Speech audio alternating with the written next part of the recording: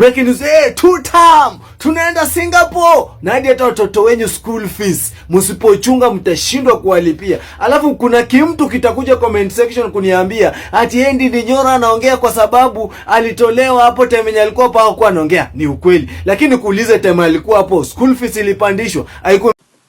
When they want to increase school fees from January, they want to blame it on Uhuru Kenyatta. The other last thing I want to highlight, I was part of the last Times campaign when there was an obsession of every rally attacking other leaders, and especially the former president Uhuru Kenyatta. Now, the team we were campaigning for won. What more business do we have every rally to be dragging the name of a retired president in our political verbosity? I mean, we are Kenyans. I was part of that team. I was younger, probably I could do things differently now. President Uhuru Kenyatta was president last term. And me, because I don't want to run from responsibility, we were supporting the arm of the then deputy president, who is the current president. And I don't think we are proud of the kind of altercations that were there between the president and the deputy president then. Because we need to play our politics differently as Kenyans.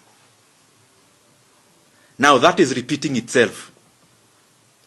That even when he has left office, we find it convenient, and the politicians find it convenient, when they want to increase school fees from January, they want to blame it on Uhuru Kenyatta. When the weather is bad, they want to blame it on Uhuru Kenyatta.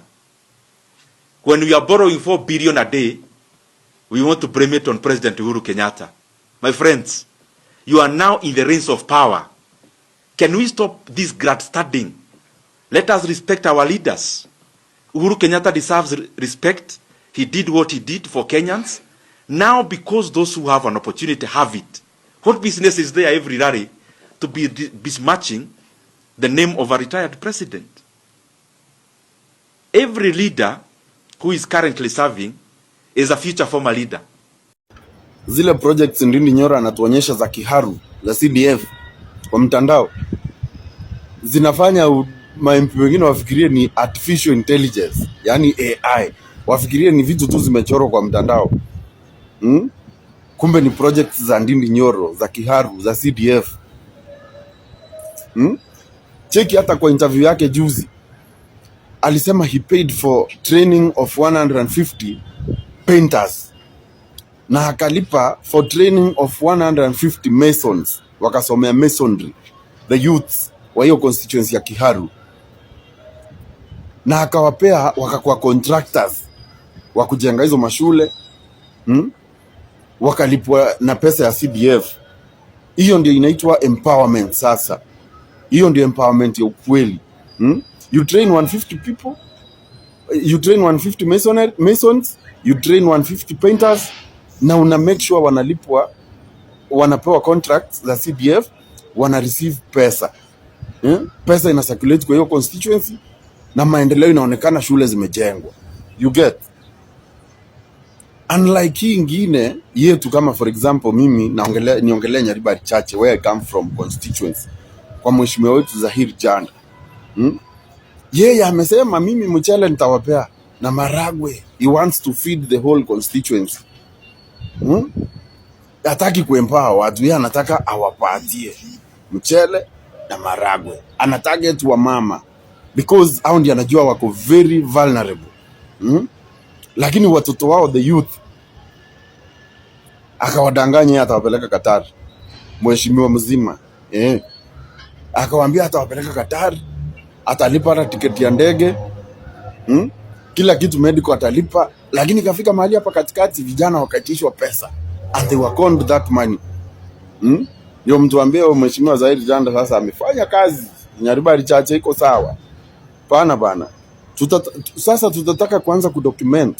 Tuna compare Kiharu, tunachukua zile project amefanya za mashule, tunachukua za Nyaribari chache, tunaweka side by side. Ndio uangalie, utagundua kwamba zaidi yeye kazi yake ni kuparade wa mama na wazee, wapewe 200, wapewe 300, wapewe hiyo mchele na maragwe, warudi wakanyambe huko kwa village. Watoto wao waendelee kusafa hapa nje. We need more of Ndindi Nyoro'S bwana. Hiyo tu ndio kitu tunauliza. Hatupigi sisi mheshimiwa vita, hapana, tunauliza zile vitu hafanyi. Na we want him to be better. We want him to become a better leader. So when we criticize him, it does not mean we hate or dislike him. Hapana, we want him to succeed. We want the best for him. Afanye kazi. Vijana wapate kazi, vijana wakuwe empowered. Alipie pia yeye ma carpenters au ma masons, ma artisans. That's what we want in Nyaribari chache. Sio handouts, sio mchele, sio maragwe. Hiyo tumekataa. Lakini anyway, saa hii tuko Christmas break. Tukingoja New Year. Vile New Year inagonga tu hivi, tunaanza bado kumulika hawa watu. Tutatembea pia kwa ma constituency bana, lazima tutembee. Tukiput MPs to account, wala hata president atabehave. Na sisi tutaanza na yetu Nyaribari chache constituency. Yes. Aliyekuwa mwenyekiti wa kamati ya fedha bungeni na mbunge wa Kiharu Ndindi Nyoro anadai kuwa kuna njama ya kuongeza karo ya shule, huku akisema matayarisho ya grade ya 10 inawakera wengi. Anazungumza na wanahabari, mtazamaji, na sasa tumsikilize japo kwa kiduchu. In terms of senior secondary school fees from January by a whooping 9,374 shillings. They sent our principals a gazette notice by the closure of last academic year and annexed a 2015 gazette notice which purports to instruct and direct the principals in these secondary schools to increase school fees from January. Kenyan economy, the biggest asset that we have is the human resource capital and the human resource. And the basis of human resource, which is renowned across Africa, the Kenyan one, is based on the free basic education. Now, it is alarming to see that the government unashamedly directing principals of these secondary schools that the capitation from January will be 12,000 shillings from the 22,000 shillings and 244 shillings that has been there before, and directing that the burden of 9,374 shillings will now be shouldered by parents. I want to say this without blinking of an eye. As the leadership of this country and as adults in this country who have benefited from the free basic education, we are not going to allow any leader to take away that advantage, and especially from pupils and students who would otherwise not access education if we continue to make it expensive. And therefore, the government must, before Monday, send a fresh circular to our day secondary school principals, rescinding the decision ostensibly to increase the school fees for day school learners. The schools have been paying a school fees of around 12,000 to 15,000 a year, depending on where, because it's around 4,500, specifically only for lunch. The other part of tuition for the many years from President Mwai Kibaki coming to President Uhuru Kenyatta, that burden has been shouldered through the budget by the government of Kenya. But we have now seen, after the drama we saw last year of the CS for Education saying there is free basic education and capitation it is 22,000, to the Treasury saying they can't afford, to the higher levels saying a different thing. Now they want to actually actualize that by forcing the day school principals to increase school fees. As I give this presser today, the day scholars across the country have already made up their fee structures for January. And the truth of the matter is that the additional 9,374 shillings has been incorporated already in the fee structures that the parents are going to pay. I want the government to listen carefully. If you are testing waters in terms of wanting to increase school fees for day school learners, I want to give you this report.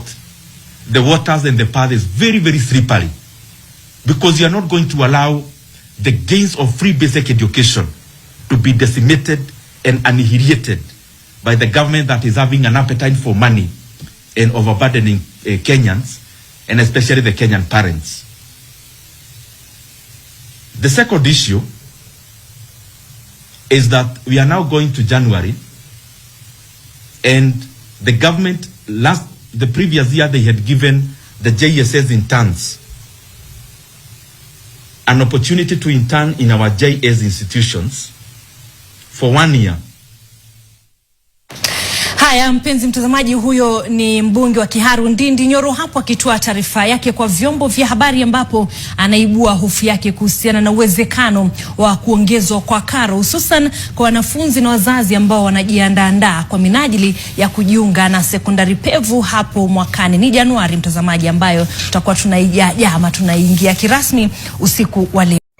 Ndindi Nyoro has built a very beautiful commissioner and assistant commissioner and chief or whatever, a very nice provincial administration block for the executive arm of the government. But when he was opening, I hear that they all boycotted.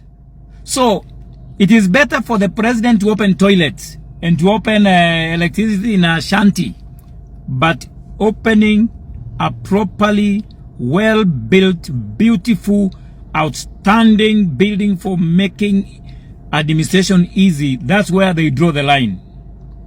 Okay, Kenyans are gullible. Nani atasaidia hii nchi? Ile ujinga iko hapa. Yani county commissioner hauwezi ukaenda. Umepewa free office na hauwezi ukaenda. Useless human beings. Mbunge wa Kiharu Ndindi Nyoro amemshambulia Rais William Ruto akisema amekuwa akiendeleza siasa chafu za kuwatumia wandani wake kumchafulia jina Rais mstaafu Uhuru Kenyatta, akimtoka Rais Ruto kucheza siasa safi. Nyoro amesema kuwa Ruto alishindwa kuishi na naibu wake Rigathi Gachagua na kumtimua wakati ambapo yeye mwenyewe alimhangaisha Uhuru akiwa rais na hakutimuliwa, na sasa anamhangaisha akiwa mamlakani. Na kama anavyoarifu Daniel Kariuki, baadhi ya wandani wa Ruto wametaka Uhuru kutulia kujihusisha na siasa. Siasa za ODM zilimhusisha Rais mstaafu Uhuru Kenyatta, wakidai alikuwa akiumbisha meli ya ODM. Na sasa kuhusishwa kwa Rais mstaafu kumeibua msisimko mkali siasani. Hata hiyo. Mbunge wa Kiharu Ndindi Nyoro sasa amedai kuwa Rais William Ruto ndiye anayetumia wandani wake kumshambulia Rais mstaafu. Na nilifikiria kwamba sisi kama wanasiasa tutasoma ya kwamba siasa ya heshima inatoa mwelekezo mzuri hata kwa wale ambao wanajitayarisha kuingia katika siasa. Nyoro amesema kuwa Kenya Kwanza walishinda uchaguzi, ni vyema waheshimu Rais mstaafu. Na sasa tunafuata yeye hata kwa retirement. President Uhuru Kenyatta, wangwana viongozi wenzangu, kila kiongozi ambaye amekalia kiti is a future former leader. Kwingineko, mbunge wa Kikuyu Kimani Ichung'wah amemtaka aliyekuwa Rais Uhuru Kenyatta kuepuka kuingizwa katika migawanyiko ya kisiasa. The same way it doesn't serve anyone well or the interest of a country if a president or a leader becomes vengeful to their predecessors. Mapambano yalianza baada ya mbunge wa Suna Mashariki Junet Mohamed kumtuhumu aliyekuwa rais kupanga njama ya kugawanya chama cha ODM. Unatupeleka Uhuru Kenyatta. Uhuru Kenyatta alishindwa kufanya baba president akiwa na kila kitu. Ni vizuri kila siku unajiuliza, sisi wote tukistaafu tungetaka tufanyiwe vile viongozi wengine wanafanyia President Uhuru Kenyatta kweli?